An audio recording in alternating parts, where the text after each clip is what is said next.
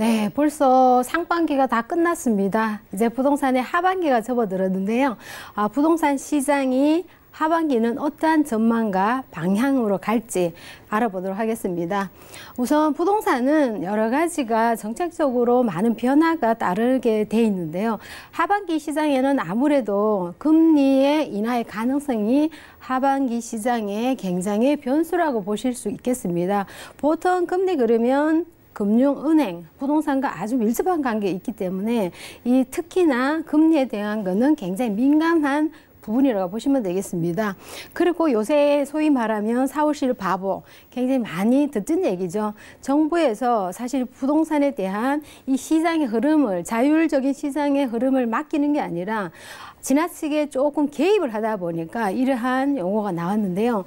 샤워실에서 우리가 수도꼭지를 틀게 되면 어떻게 되겠습니까? 찬물을 틀면 너무 차가워서 놀라고 그러다 보니 다시 더운 물로 틀고 또 놀라죠. 이런 것이 반복되는 현상이 일어나는데요. 지금까지 이렇게 시장의 흐름을 보시게 되면 자율적인 시장에 맡긴 게 아니라 정부에서 너무나 지나친 이러한 부동산 시장에 개입을 하다 보니까 이러한 역효과가 나타난다고 이렇게 보시면 되겠습니다.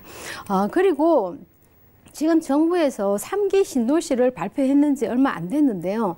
지금 하반기 시장에서는 이러한 3도심에 대한 3기 신도시에 대한 이러한 해법들에 따라서 집값이 사실은 움직일 수 있다는 주요한 변수가 따르게 되겠죠. 거기에 따라서는 또 이러한 3도시를 어떻게 해결하느냐에 따라서 굉장히 중요하기 때문에 이러한 중요한 부분은 이번에 정부에서 정책적인 믿음과 신뢰와 함께 연관되어 있는 이러한 취지라고 보시면 되겠습니다. 특히 이제 3도시로 인한 발표를 끝이 아니라 거기에 대한 교통이라든지 이런 체계도 앞으로 어떻게 해 나갈 것인가에 대해서도 굉장히 많은 좌우가 되겠는데요. 특히 뭐 GTX A 노선 같은 경우는 이미 착공이 들어갔지만은 B 노선 같은 경우에는 예비성 타단 조사를 하고 있는 거죠. 거기에 따라서 대형 개발 이슈라든지 또한 수도권에 대한 집값의 이 추이가 상당히 많은 영향을 줄 것이라고 예상을 하게 됩니다.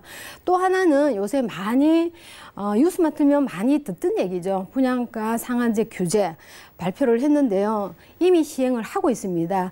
이러한 분양가 상한제 규제가 들어감으로써 어떠한 취지와 어떠한 부작용이 생기는가 이 부분에 대해서도 한번 살펴보도록 하겠습니다.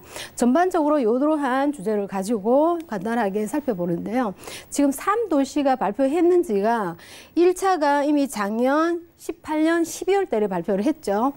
남양주, 양숙, 또한 하남, 교산, 인천, 계양, 과천 1차적으로 발표를 하고 그 다음에 올해 5월 달입니다. 5월 달에는 고양 창릉과 또한 부천 대장을 발표를 했는데요. 이러한 부분들이 어떠한 계획과 어떠한 내용과 어떻게 가느냐에 따라서 3기 신도시는 굉장히 많은 집값에 대한 변수가 일어날 수밖에 없습니다. 정부에서는 30만 호를 공급을 하겠다고 발표를 했지만은 이러한 것들은 취지를 보시게 되면 분양가를 저렴하게 해서 서민들의 내 집 마련을 할 수 있는 기회를 주겠다는 취지인데요. 이러한 것들을 발표를 함으로써 뒤따른 많은 분들이 또 문제점이 발생할 수밖에 없습니다. 그런 것들을 보시게 되면 지금 다음 달 8월입니다. 8월에 되시면 교통 대책을 마련을 위해서 서울의 15개의 지방자치단체에서 검토를 하고 의견을 수립하게 되는데요. 1차적으로 동부권의 대상에 이미 간담회를 개최를 했습니다. 8월 달에 간담회를 통해서 3기 신도시 교통체계와 근역별로 광역교통망에 대해서 기본 구상을 마련하고요. 그 다음에 보시면 수도권 강연급행철도입니다. 좀 전에 제가 말씀드린 것처럼 GTX B노선과 C노선이 추진을 하고 있는데 거기에 따라서 남양주 같은 경우는 진접선과 별내선의 단절 구간을 연결을 요청을 하고 또한 양주시는 7호선 연장권 또한 수도권으로서는 앞으로는 동남권, 서남권 또한 서부권에 대해서 간담회를 순차적으로 개최를 하는 것을 검토를 하고 있습니다. 이러한 부분들은 3기 신도시에 대한 문제점과 해결해야 될 부분들을 짚었고요. 그 다음에 보시면 이미 이제 6월 24일 날 분양가 상한제로 인해서 이미 시행을 하고 있는데요. 주택 도시 보증 공사를 통해서 정부에서 서울시 아파트 분양가를 주변 시세 이하로 통제를 하고 있습니다. 이렇게 함으로써 부작용과 또한 이런 것들이 나타날 수밖에 없어지는데요.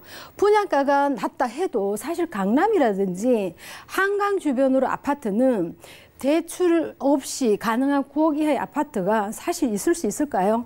하지만은 9억 이하가 나오기 어렵기 때문에 이런 지역에서는 보통 30평대를 기준으로 했을 때 다 10억이 넘어가기 때문에 중도금 없이 대출 없이 참 중도금을 치를 수 있는 이런 분들한테는 기회가 주어지는 거죠. 소위 말하면. 그렇기 때문에 사실은 분양가 상한제로 인해서 부작용은 나타날 수밖에 없고 물론 좋은 점도 있겠지만은 현실상 부작용을 생각 안 할 수가 없기 때문에 이런 것들을 규제를 함으로써 지금 청약 경쟁률이라든지 또한 실수요달이 소외가 되는 거죠. 10억 이상이 넘는 것은 소위 말하는 있는 사람들은 대출 없이도 가능하지만은 그렇지 않은 사람들은 턱없이 힘든 이러한 시장을 맞이하게 되겠습니다. 또한 아파트 같은 경우에는 분양가를 연기하는 현상이 일어나죠. 후분양 제도로 갈 수밖에 없는 이유는 시행사에서 그만큼 수익이 줄어들기 때문에 후분양 체계로 돌입할 수밖에 없다 이렇게 보시면 되겠고요.